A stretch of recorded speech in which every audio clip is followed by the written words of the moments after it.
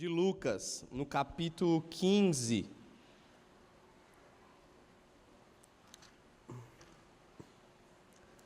Evangelho de Lucas, no capítulo 15.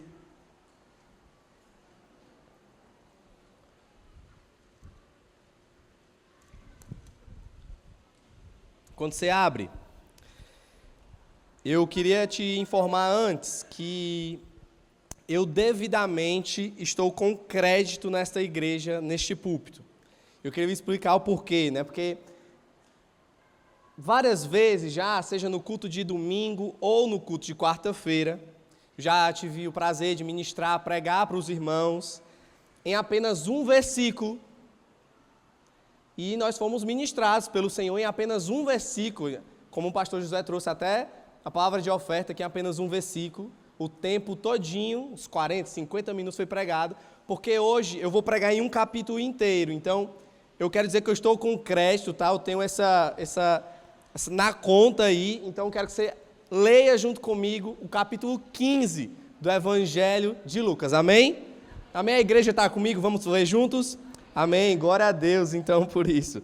Então, se com um versículo a gente teve a palavra, né, pregada bem direitinho, eu acredito que com um capítulo até às 11 horas a gente consegue finalizar o culto de hoje tranquilamente, viu? Vamos então ler. O Evangelho de Lucas, capítulo 15, diz assim a palavra do Senhor. Todos os publicanos e pecadores estavam se reunindo para ouvi-lo, mas os fariseus e os mestres da lei o criticavam. Este homem recebe pecadores e come com eles. Então Jesus lhe contou esta parábola. Qual de vocês que, possuindo 100 ovelhas e perdendo uma, não deixa as 99 no campo e vai atrás da ovelha perdida até encontrá-la? E quando a encontra, coloca alegremente nos ombros e vai para casa, e ao chegar, reúne os seus amigos e vizinhos e diz: alegrem-se comigo, pois encontrei a minha ovelha perdida. Eu lhe digo que, da mesma forma, haverá mais alegria no céu por um pecador que se arrepende do que por 99 justos que não precisam se arrepender. Ou, qual é a mulher que, possuindo 10 dracmas ou 10 moedas e perdendo uma delas, não acende uma candeia, varre a casa e procura atentamente até encontrá-la? E quando a encontra, reúne suas amigas e vizinhas e diz: alegrem-se comigo, pois encontrei a minha moeda perdida. Eu lhes digo que, da mesma forma, há alegria na presença dos anjos de Deus por um pecador que se arrepende. Então Jesus continuou. Um homem tinha 2 filhos. O mais novo disse ao seu pai: pai, quero a minha parte da herança. Assim, ele repartiu sua propriedade entre eles. Não muito tempo depois, o filho mais novo reuniu tudo o que tinha e foi para uma região distante. E lá desperdiçou os seus bens vivendo irresponsavelmente. Depois de ter gasto tudo, houve uma grande fome em toda aquela região e ele começou a passar necessidade. Por isso foi empregar-se como um dos cidadãos daquela região, que o mandou para o seu campo a fim de cuidar dos porcos ou de porcos. Ele desejava encher o estômago com as vagens de alfarrobeira que os porcos comiam, mas ninguém lhe dava nada. Caindo em si, ele disse: quantos empregados de meu pai têm comida de sobra, e eu aqui morrendo de fome? Eu me porei a caminho e voltarei para o meu pai, e lhe direi: pai, pequei contra o céu e contra ti, não sou mais digno de ser chamado de teu filho. Trata-me como um dos teus empregados. A seguir, levantou-se e foi para o seu pai. Estando ainda longe, seu pai o viu e, cheio de compaixão, correu para o seu filho e o abraçou e o beijou. O filho lhe disse: pai, pequei contra o céu e contra ti, não sou digno mais de ser chamado de teu filho. Mas o pai disse aos seus servos: depressa, tragam a melhor roupa e vistam nele. Coloquem um anel em seu dedo e calçado em seus pés. Tragam um novilho gordo e matem-no. Vamos fazer uma festa e alegrar-nos, pois este meu filho estava morto e voltou à vida. Estava perdido e foi achado. E começaram a festejar o seu regresso. Enquanto isso, o filho mais velho estava no campo. Quando se aproximou da casa, ouviu a música e a dança. Então chamou um dos servos e perguntou-lhe o que estava acontecendo. Este lhe respondeu: seu irmão voltou e o seu pai matou o novilho gordo, porque o recebeu de volta são e salvo. O filho mais velho encheu-se de ira e não quis entrar. Então seu pai saiu e insistiu com ele. Mas ele respondeu ao seu pai: olha, todos esses anos eu tenho trabalhado como um escravo ao teu serviço e nunca desobedeci às tuas ordens.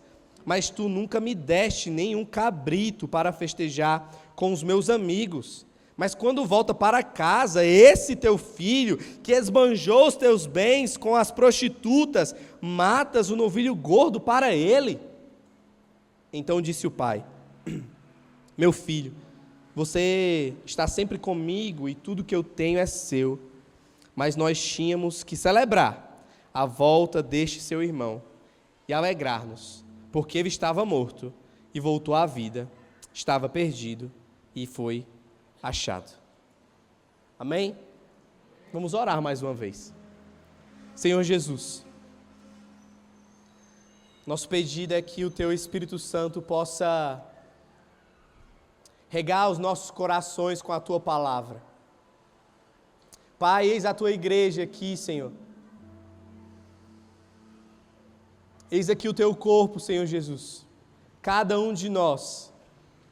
Suplicamos, Senhor Deus, que o Teu amor, a Tua graça e a Tua misericórdia possa se manifestar através da Tua santa e poderosa palavra sobre nós. Fala conosco.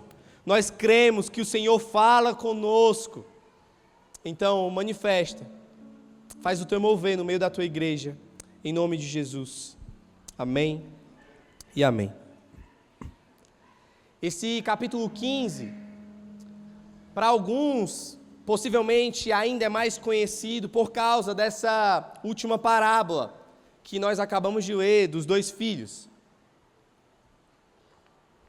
Mas você percebeu que o quão impressionante é todo o capítulo 15. Porque Jesus, ele não para falar de uma e depois da outra e depois da outra. Jesus emenda uma na outra. É uma em sequência da outra. E se nós fôssemos dividir esse capítulo em partes, não sei você, mas eu dividiria esse capítulo em 4 partes. Eu sei, só tem 3 parábolas, mas observe comigo e deixe sua Bíblia aberta, por favor, porque nós vamos passear pelo texto hoje. Como eu disse, até às 11, fique tranquilo, nós vamos acabar, daqui a pouco os diáconos vão passar com biscoito, café, então fique sossegado. No início do capítulo 15, você vê que o texto nos diz que todos os publicanos e pecadores estavam se reunindo para ouvi-lo, mas os fariseus e os mestres da lei o criticavam. Então, antes de contar essas parábolas, nós temos algo que antecede a isso. O texto nos deixa claro quem são os ouvintes dessas parábolas de Jesus. E aqui nós temos 2 grupos. O grupo daqueles que se aproximavam ou se aproximaram de Jesus para ouvi-lo, publicanos e pecadores. E nós temos outro grupo que se aproximava de Jesus para murmurar, criticar. De fato, somente com esses versículos daria uma pregação, uma ministração. Mas esse não é o ponto que eu quero tocar hoje com vocês. Mas perceba, é um fato, existem 2 grupos a qual Jesus está pregando.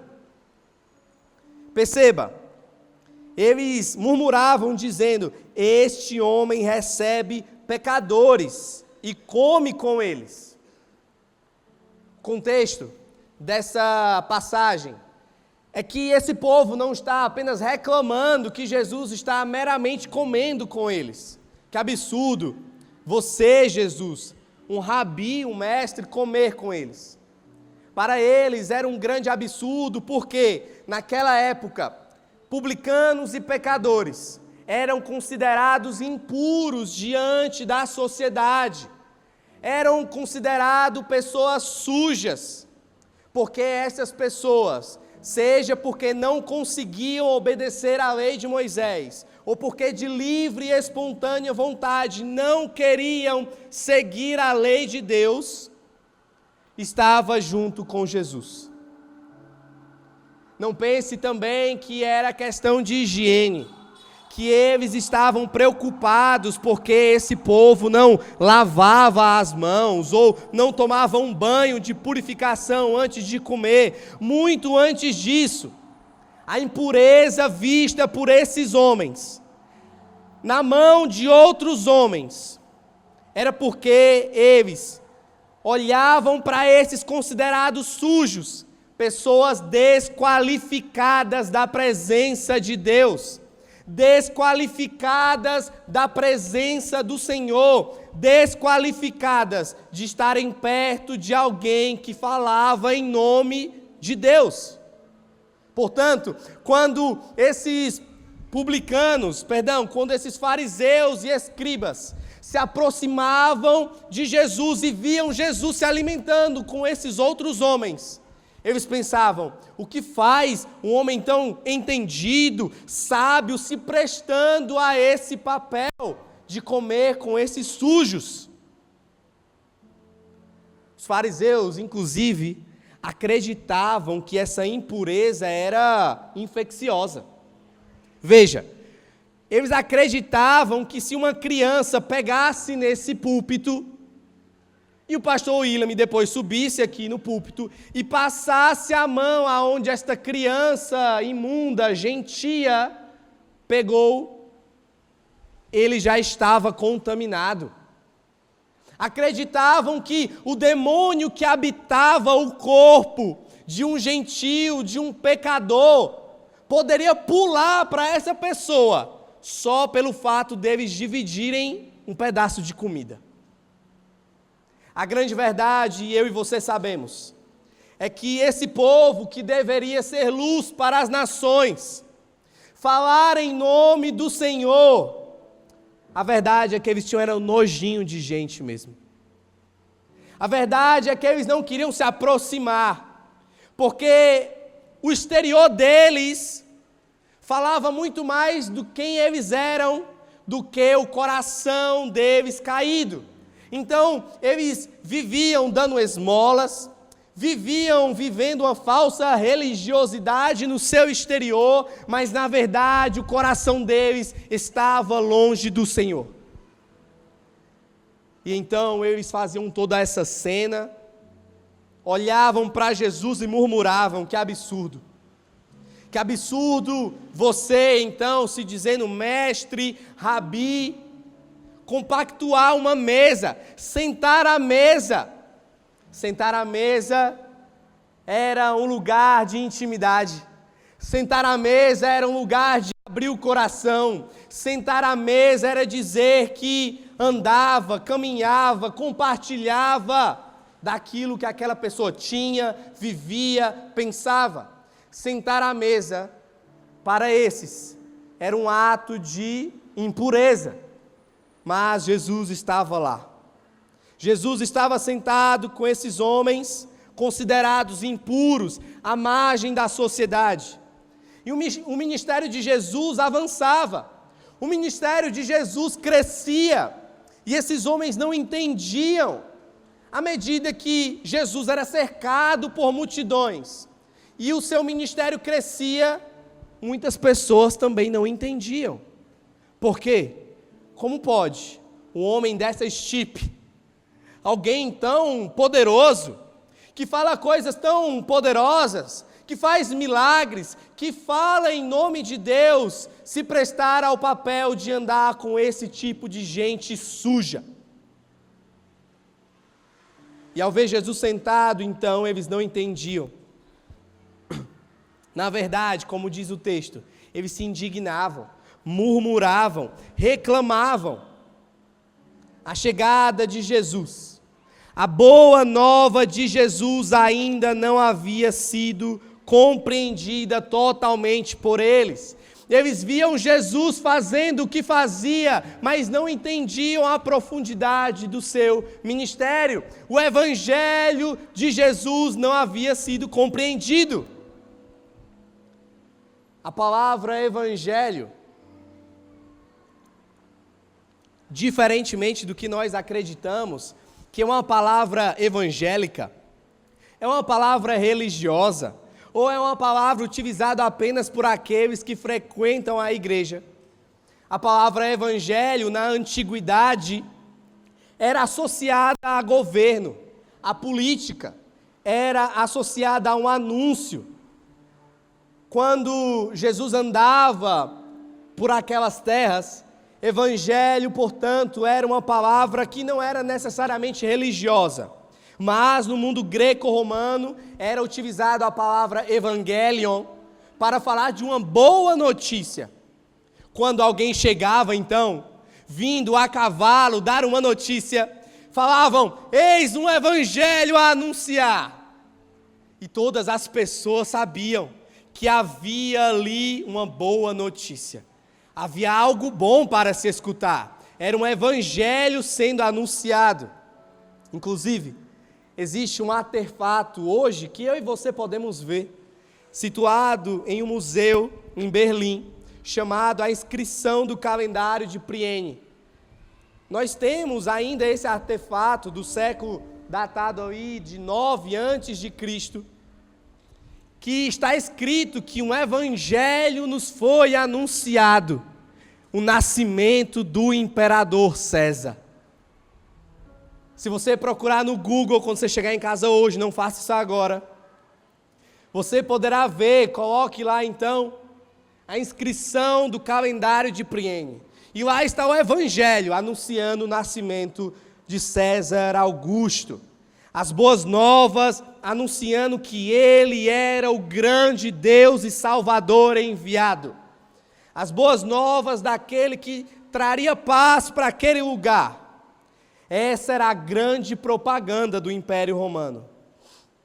Mas eu e você sabemos, nós sabemos que o verdadeiro evangelho dura até hoje, porque governos existiram, domínios, reis e imperadores, mas o verdadeiro evangelho de Deus continua de pé. A verdadeira boa nova do Senhor continua de pé. César Augusto morreu. Ainda existe uma pedra talhada em seu nome, para que nós possamos lembrar: este homem um dia nasceu e morreu, mas o nosso Senhor, o verdadeiro evangelho, nasceu, morreu e ressuscitou. Portanto, quando falamos do evangelho, eu e você sabemos que muito mais do que um anúncio de uma boa nova do Império Romano, nós sabemos que é o nosso Senhor Jesus Cristo. Portanto, com esse contexto, podemos com clareza dizer que o evangelho não é um conselho. Nós podemos dizer também que o evangelho não é uma sugestão de vida. E nós também podemos dizer que o evangelho não é e nunca será o meu e o seu testemunho. Veja, o evangelho gera em nós bom testemunho, gera em nós um bom conselho, gera em nós uma boa sugestão. Mas o evangelho nunca será uma dessas coisas. Mas o evangelho sempre será e é aquilo que Jesus é e aquilo que ele fez. Igreja, você me ouve, né?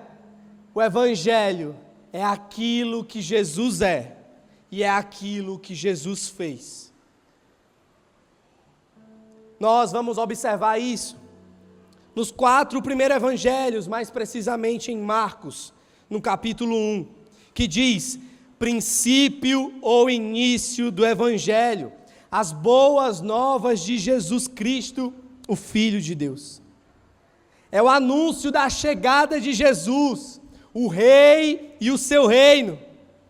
E é diante daquela indignação, postura e comportamento de murmuração, que aqueles homens, vendo Jesus se aproximar de pecadores, deveriam refletir quem Deus era, mas estavam reclamando, murmurando. Então, Jesus conta o que conhecemos como as 3 parábolas, que podemos inclusive chamá-la de uma única parábola. Mas para melhor dividirmos, e aí nós começamos então com o nosso texto de hoje, nós dividimos esse texto em 3 parábolas. As chamadas parábolas da ovelha perdida, da moeda perdida e a terceira, do filho pródigo. Repita comigo: da ovelha perdida, da moeda perdida e do filho pródigo. Mas eu quero nessa noite, obrigado meu irmão, eu quero nessa noite ensinar a você que Jesus nunca pregou a parábola da ovelha perdida. Nunca pregou a parábola das moedas perdidas ou da moeda perdida. E nunca pregou a parábola do filho pródigo. Você consegue acompanhar comigo o texto? Olhe comigo, por favor. Versículo 4. Que diz aí na sua palavra? Qual de vocês, ou o homem que, possuindo 100 ovelhas... Vamos lá. Quem é o sujeito? O homem, sim? Vá comigo lá no versículo 8. Qual é a mulher que, possuindo 10 moedas... Quem é o sujeito? A mulher. Vá comigo para o versículo 11. Havendo um pai ou um homem que possuía 2 filhos, quem é o sujeito? O pai. Portanto, Jesus não conta a parábola de uma ovelha, Jesus não conta a parábola de uma moeda, Jesus não conta a parábola de 2 filhos, mas Jesus conta a parábola de um homem, de uma mulher e de um pastor. Porque o Evangelho, a palavra de Deus, sempre foi e sempre será sobre ele. Não é sobre as ovelhas, não são sobre moedas, não são sobre os filhos, mas é tudo sobre Jesus. Tudo e exclusivamente sobre Jesus, sobre o que ele é e sobre o que ele faz. Não é sobre o quanto eu e você estamos perdidos, mas o quanto eu e você fomos achados por ele. Não é e nunca será a história da queda do homem, mas será a história de um Senhor que se levantou e ajudou o homem em sua queda. Meu irmão, minha irmã, essa história nunca será sobre nós, mas será sobre aquele que rasgou os céus e veio ao nosso encontro. Aleluia! Essa história sempre foi sobre Jesus. Então, perceba o fluxo dessa história. Jesus conta 3 parábolas. Sempre tem alguém perdido, sempre tem alguém que é achado, e sempre há uma celebração. Você percebeu isso? É uma moeda perdida, é uma ovelha perdida, e é um filho perdido. É uma ovelha achada, é uma moeda achada, é um filho encontrado. E sempre há uma festa depois que tudo isso acontece. Jesus nos mostra como um bom mestre e um bom Senhor, que há alguém que se perdeu, e claro, que esses que estão perdidos somos eu e você. Somos nós. Jesus, então, expõe àqueles homens e expõe para esta igreja essa noite de uma realidade que eu e você precisamos entender, para nos trazer a consciência de que nós somos, ou quem nós somos quando nós não estamos nele. Há alguém perdido. E é assim que a palavra de Deus nos fala. Efésios, no capítulo 2, no versículo 1 diz: vocês estavam mortos em suas transgressões e pecados. E no final do versículo 3, como os outros, eu e você éramos, por natureza, merecedores da ira de Deus. Essa é uma realidade que atinge os nossos corações. Essa é uma realidade que atinge quem nós somos, perdidos, mortos, se não estamos em Cristo Jesus. A linguagem de Paulo é forte. Paulo não diz que nós éramos doentes. Paulo não diz que nós estávamos enfraquecidos. Paulo não diz que nós estávamos confusos. Paulo diz, a palavra de Deus nos diz que nós estávamos mortos. E um perdido não salva-se a si mesmo. Em Romanos, no capítulo 3, a palavra de Deus fala que não há nenhum justo, nenhum sequer. E ele continua dizendo, não há nenhum justo, não há quem entenda, não há quem busque a Deus, todos se desviaram do caminho. O problema não é apenas o que eu e você fazemos, o problema é quem nós somos, homens e mulheres, que saem deste lugar e pecam desenfreadamente, fazendo ou pensando. Pecamos contra o Senhor, a sua santidade é infinita, poderosa, grandiosa, e nós, pequenos e falhos, pecamos contra a sua presença. O pecado que atinge a humanidade desde o Éden afeta a nossa mente, não entendemos quem Deus é, afeta a nossa vontade, não desejamos a Deus naturalmente. Nossos afetos, amamos outras coisas acima do nosso Senhor. E o pecado afeta as nossas ações. O tempo todo produzimos pecado. Isso explica, portanto, porque Jesus descreve as pessoas quando sobe no monte, olha para aquela multidão e diz: eles estão perdidos, são ovelhas sem pastor. Perdidos. Mas,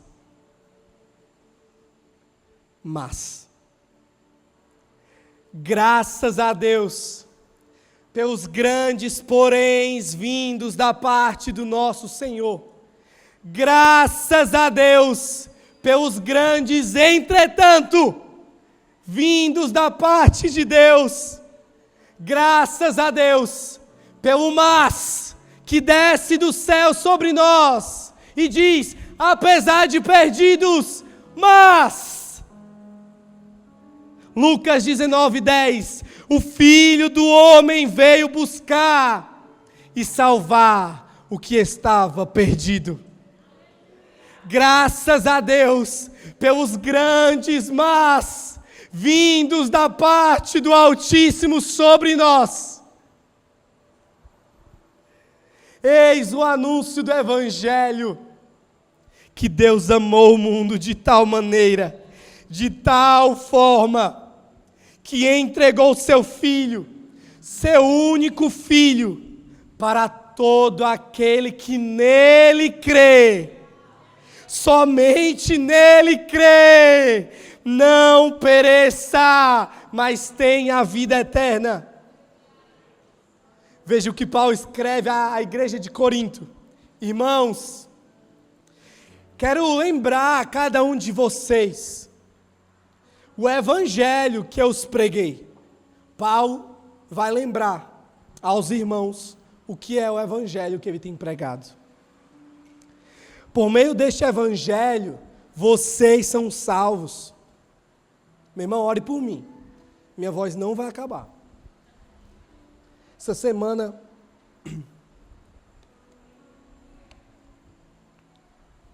tentei, né? Ser acometido por uma gripe. Ore pelos pregadores dessa igreja, meu irmão.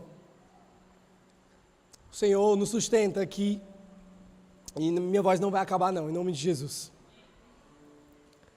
Então Paulo diz, por meio deste evangelho, vocês são salvos, desde que se apeguem firmemente a esta palavra que preguei. Pois o que primeiramente eu disse, eu recebi. Cristo morreu pelos nossos pecados. Foi sepultado e ressuscitou ao terceiro dia, segundo as Escrituras. Este é o Evangelho de Deus. Jesus veio a esta terra como um grande mas. Eles estavam perdidos, mas o Senhor veio em nosso favor e nos salvou.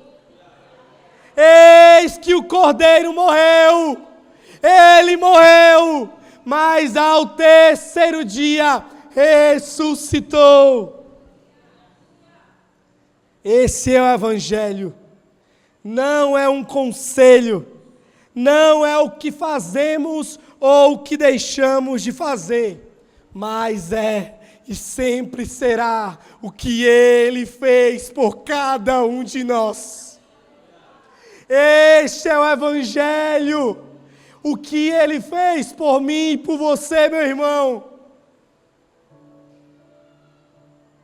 Porque o Evangelho de Deus não é Deus respondendo a nossa bondade. Não é se você ofertou hoje 5, 10, 100, 500, 1000. Não é porque você foi honesto. Não é porque você é bom. Não é porque somos bons pais, Joel. Não é porque somos bons maridos, pastor Josué. Não é porque nós ajudamos a pessoa que está lá fora. Não é porque o acolhimento é sorridente. Deus não tem respondido aos nossos esforços, mas agido apesar da nossa incapacidade. Apesar de quem nós somos, Deus tem agido através de nós e no meio de nós. Pois bem, Jesus nos conta 3 parábolas. Veja comigo o versículo 3. Vamos lá?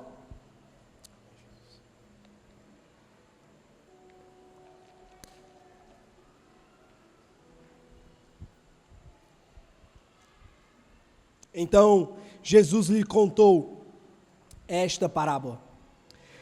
Qual de vocês que possuindo 100 ovelhas e perdendo uma, não deixa as 99 no campo e vai atrás da ovelha perdida, até encontrá-la? Jesus conta uma história de um homem que resgata e encontra a sua ovelha perdida. Ovelha essa que se perde fora do seu rebanho, se perde longe de onde ela deveria estar, longe do bom pastor, longe do verdadeiro alimento, longe da verdadeira água. Uma ovelha que estava no aprisco, mas se perde longe da presença do pastor. E eu pergunto a você, aonde você está? Aonde você está? perto ou longe do bom pastor? Aonde está o seu coração? Aonde andam os seus desejos, meu irmão? Aonde andam os seus olhos?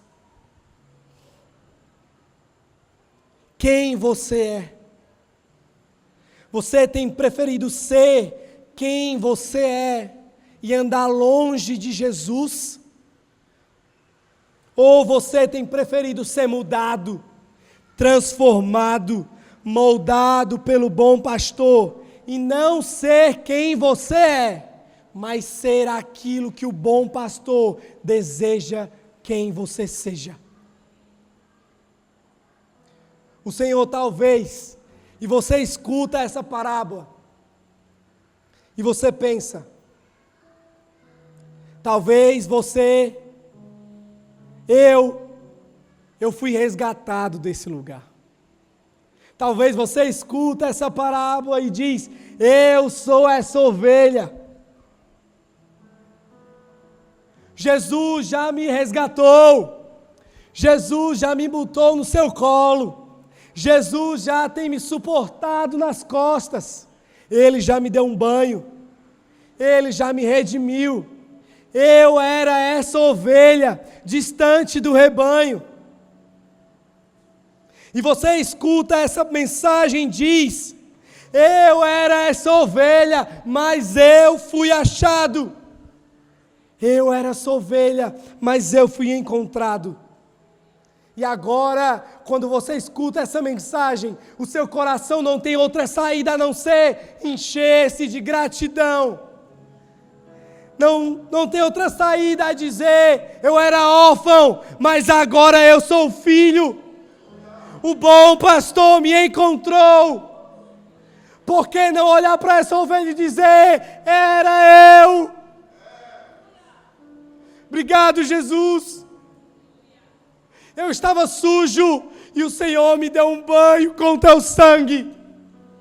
Eu estava perdido, mas a tua graça e a tua mão têm me resgatado de onde eu estava.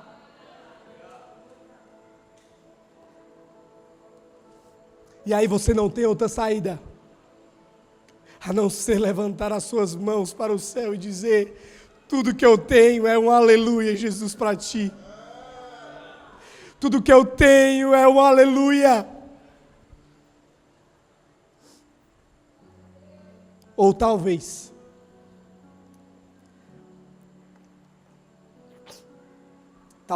você seja a ovelha que ainda continua perdida. Talvez você ainda seja a ovelha que continua perdida, que está vivendo longe do aprisco do Senhor, se sujando com o que não deve se sujar, vivendo longe do bom pastor, se alimentando de coisas que o Senhor não queria que você se alimentasse, enchendo a sua barriga com o vento, achando que está sendo nutrido, mas na verdade você tem se inchado com nada. Talvez você seja essa ovelha que continua perdida. Ei, mas mais uma vez o Senhor está dizendo que está indo te buscar, querido.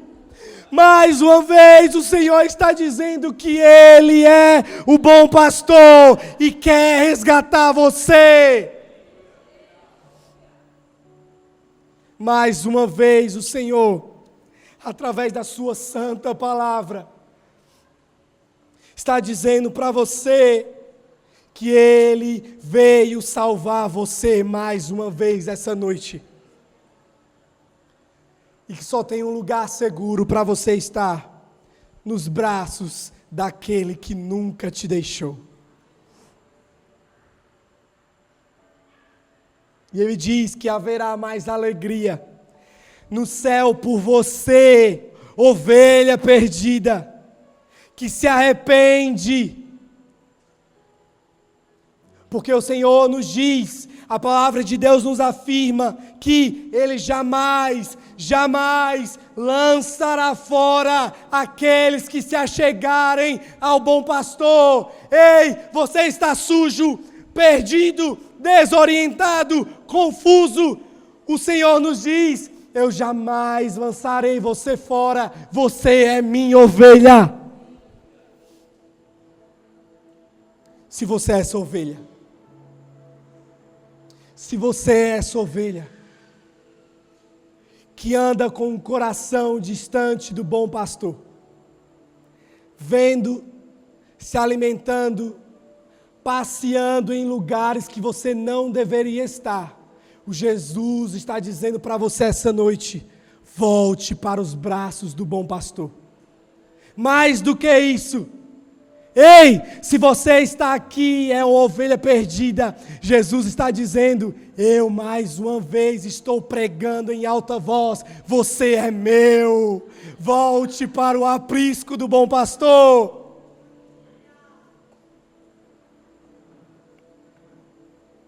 Se você é essa pessoa, querido,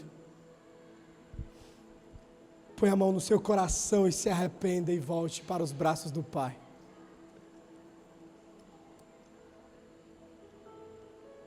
Mas Jesus não para por aí.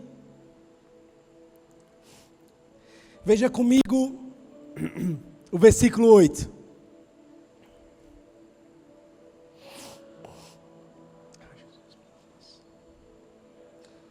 Qual é a mulher que, possuindo 10 moedas e perdendo uma delas, não acende uma candeia, varre a casa e procura atentamente até encontrá-la?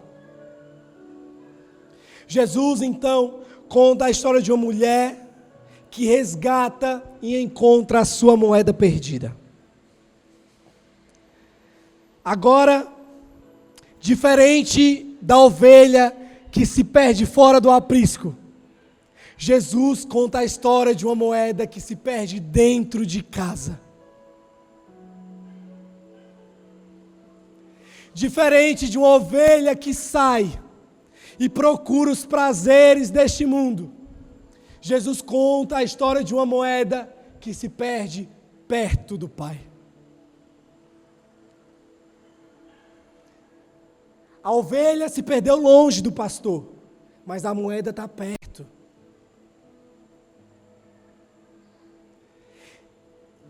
Ela está perto, mas não está na posse do bom pastor.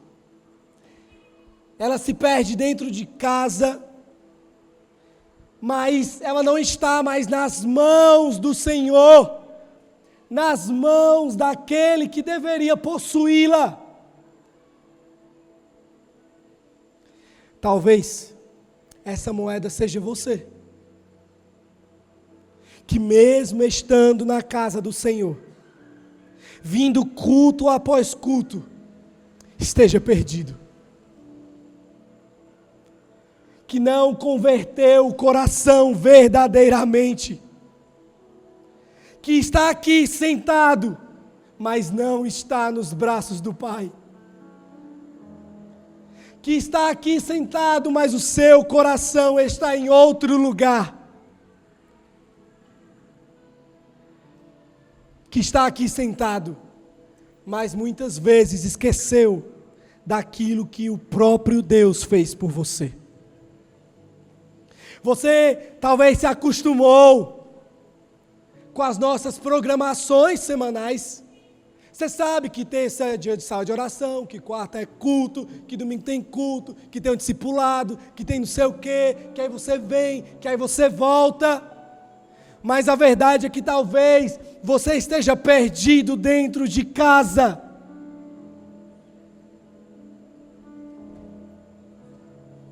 Você até gosta do ambiente, das músicas, das pessoas, dos encontros, mas não tem mais desejado a presença de Deus em você. Não tem mais desejado o cuidado e o amor do Pai sobre a sua vida. Ou talvez você possa ser um tipo de moeda que pensa que o Senhor não tem mais tempo para se preocupar com você. Porque você pensa, quem sou eu? Quem sou eu diante do Senhor? Ele tem os seus preferidos, pessoas melhores para se preocupar. Tem os pastores, tem a mulher dos pastores, tem os filhos dos pastores, tem os líderes, tem o pessoal do serviço. Mas Jesus não tem mais tempo para perder comigo. Mas não é essa parábola que eu leio hoje com você. Jesus nos conta que você pode ser apenas uma moeda, mas você vale o preço das 9 moedas juntas. E Ele arruma a casa, acende a lamparina e quer encontrar você, porque para você uma moeda não pode ter valor, mas Jesus diz: você é importante para mim. Talvez você pense, eu já estou perdido mesmo. Mas Ele quer te encontrar. Jesus quer te encontrar. Ei, esse é o Evangelho. Jesus nos encontrando. Você pode até pensar que não vale mais nada.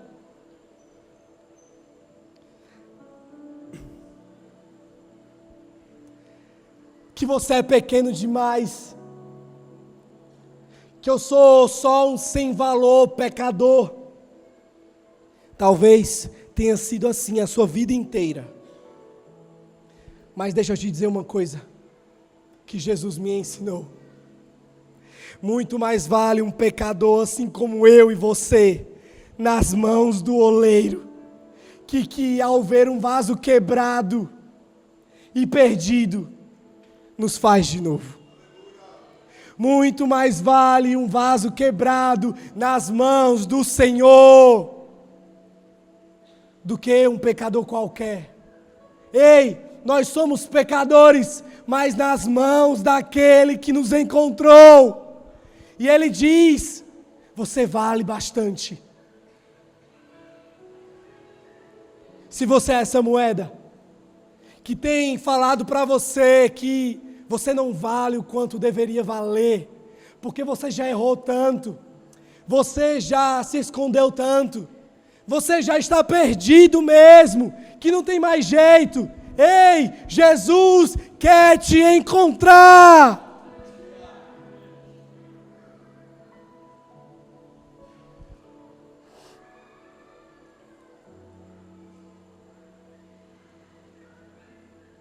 Aleluia. E Jesus, então, nos conta a terceira parábola. Você não precisa abrir, porque eu sei que você já conhece. Jesus nos conta a história de um pai que tem 2 filhos. Um que está perdido fora e um que está perdido dentro. Você pode ser a ovelha que se perdeu lá fora. Jesus quer encontrar você. Você pode ser esse que se perde dentro da casa do Senhor. Jesus quer encontrar você. Nós podemos ser esses filhos, perdido dentro ou perdido fora. Jesus quer nos encontrar. Um filho pede a herança ao pai, ainda vivo. E eu e você sabemos que nós só recebemos uma herança quando os nossos pais morrem. E ele está dizendo: pai, eu quero a minha herança, porque você está morto para mim. Esse filho, ele não quer um relacionamento com o pai, só quer os benefícios da herança. Não quer estar com o pai, mas com aquilo que ele tem para oferecer. Esse filho ama mais as bênçãos do que o pai das bênçãos. Mas o pai, escutando tudo isso, ouvindo essa ofensa, e isso para mim é o mais estarrecedor. Porque se é um dos nossos filhos, o que a gente fala? Deixa de conversa. Toma jeito. Venha cá, eu quero conversar com você. Mas Jesus, esse pai, recebe a ofensa sobre si. A humilhação de ser tratado como morto. E deixa o filho ir. O outro filho, vendo tudo o que aconteceu, o pedido do filho mais novo, e a volta desse mesmo filho, e vendo e sabendo que o pai corre até os braços desse filho que gastou tudo, o filho mais velho, ao invés de se alegrar, murmura, reclama, falando da sua santidade e lealdade ao pai, dizendo: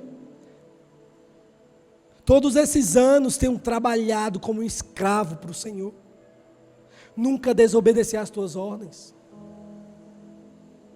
E o pai diz: meu filho, você está sempre comigo, o que eu tenho é seu. O pai nos mostra o seu amor, nos diz: a minha mesa é sua, a minha comida é sua, a minha herança é sua. Eu não sei que filho você é, eu não sei o que você tem dito para Deus, mas o Senhor tem falado que todo o meu amor é seu, toda a minha herança é sua, tudo que eu tenho também é seu, e eu quero você perto de mim. Vem, filho, sente-se à mesa. Vem, filho, esteja comigo. Você pode ter desistido, mas eu não desisti de você. Eu não sei o que você tem dito para Deus, para ir embora, ou se você tem dito para o Senhor: eu tenho jejuado, eu tenho orado, eu tenho sido obediente. Mas eu quero te lembrar o que é o Evangelho do Senhor. Nós nunca receberemos nada do Pai pelo que fizemos. Não é pelo que fazemos ou deixamos de fazer, mas sempre será pelo que Ele fez por nós naquela cruz. Não esqueça disso. Jesus fez por mim e por você. Essas parábolas revelam o amor de Deus sobre cada um de nós e revelam a obra salvadora do Filho em favor de nós. Fique de pé, meu irmão.